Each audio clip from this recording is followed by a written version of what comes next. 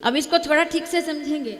ब्रह्मपुत्री नहीं, ब्रह्मपुत्री वाणी प्रकट हुई, ब्रह्मपुत्री तो वाणी तो थी। अब आप देखिए, और देखिए अच्छा सुनने को मिलेगा क्योंकि महाराज जी तो व्याकरण शास्त्र के परम आप ज्ञानी हैं। तो थोड़ा सा मैं कहूँ आपसे कि वो ब्रह्मपुत्री वाणी को प्रकट किया उन्होंने कि जगत के लिए वाणी प्रकट हो। तो वाणी तो आ गई, लेकिन ताल नहीं था, सुर नहीं था, व्याकरण नहीं थी, शब्द नहीं बन रहे थे, वो बोल नहीं पा रही थी। तो शंकर जी ने पहले तो तांडव नृत्य किया, नटराज के रूप में प्रकट हो गए महादेव, और उन्होंने पहली बार डमरू बजाया। जब डमरू बजा तो 14 सूत्र उससे प्रकट हुए, और वही 14 सूत्र महर्षि पाणिनि के द्वारा व्याकरण बन करके कहीं संगीत और कहीं संस्कृत के रूप में प्रकट हुए। वो जो हम संस्कृत में ऐ उण ऋल ऋक महाराज जी के सानिध्य में पढ़ते रहते हैं, ये वही 14 सूत्र है जो हम श्रवण करते हैं। ऐ उण से लेकर के हल तक ये 14 सूत्र है।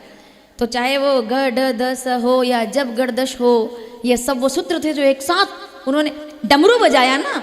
तो जब डमरू बजा तो मन के पड़े तो उससे लय।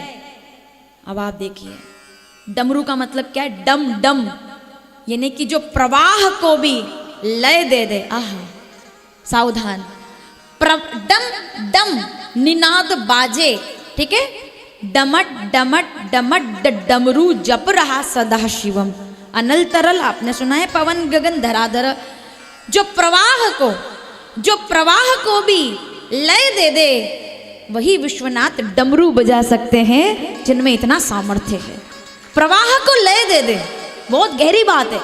डमडम का मतलब है प्रवाह, और उसको लयबद्ध कर दिया, डमरू बजाया, सूत्र प्रकट कर दिए। और वही सूत्र महर्षि पाणिनि ने प्राप्त किया, और वही सूत्र एक बार त्रेता जुगमाई शंभु गए कुंभज ऋषि पाई, अगस्त मुनि ने पाया। तो उन्होंने प्राचीन भाषा तमिल का सूत्र उससे प्रदान कर दिया। उनको शंकर जी से तमिल का वो सूत्र प्राप्त हुए, तो उसी से प्राचीन भाषा तमिल के सूत्र प्राप्त हुए। तो शंकर जी का डमरू, ये डमरू ऐसा है जो सूत्र प्रदान करता है जीवन जीने के। तो वाणी को कहाँ से लय मिला, ताल कहाँ से मिला?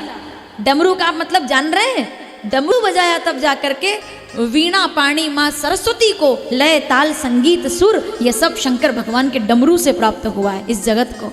कि वो डमरू ना बजाते तो इस जगत में कभी संगीत नहीं आता, व्याकरण नहीं आती, संस्कृत का इतना ज्ञान ये प्रदान करने वाले शंकर भगवान है।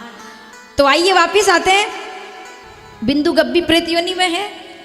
तुमरुका जी जब तक कथा सुना रहे तब तक हम अयोध्या जाकर आ गए और बुलाकर आ गए कि राम आएंगे।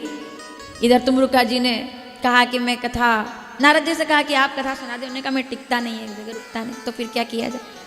नारद, और आप ये ना समझे कि नारद जी, अब एक बात सुनिए थोड़ा विनोद में, नारद जी आज भी कथा में होते हैं। अब आप कहेंगे कहाँ होते हैं? अब सीधी सी बात है, कथा में सब लोग आराम से बैठते हैं, लेकिन कोई कोई ऐसे होते हैं ना जिनको हर 2 मिनट में कि हर थोड़ा सा 10 मिनट हुए 15 मिनट हुए, उठे, इधर से उठे उधर बैठ गए। कथा एक आसन पर बैठकर सुनी जाती है, ये बहुत पुराना है। लेकिन कई लोग क्या करते हैं, कोई काम नहीं, अच्छा बाहर भी जाएंगे कोई काम नहीं, बस थोड़ा सा ऐसे घूमेंगे, मोबाइल देखेंगे और फिर वापस अंदर आके बैठ जाएंगे। ठीक है, आपने कई कथाओं में देखा होगा। तो वो कौन है? वास्तव में वो नारद जी के रूप में, क्योंकि नारद जी 2 घड़ी से ज़्यादा टिकते नहीं थे। तो उनका भी ऐसा कि इधर बैठे 2 मिनट 10 मिनट वहाँ बैठे। सिंहस्थ में तो गजब होता होगा, कभी इस पंडाल में कभी उस पंडाल में, तो घूमते ही रहते होंगे। तो नारद जी महाराज के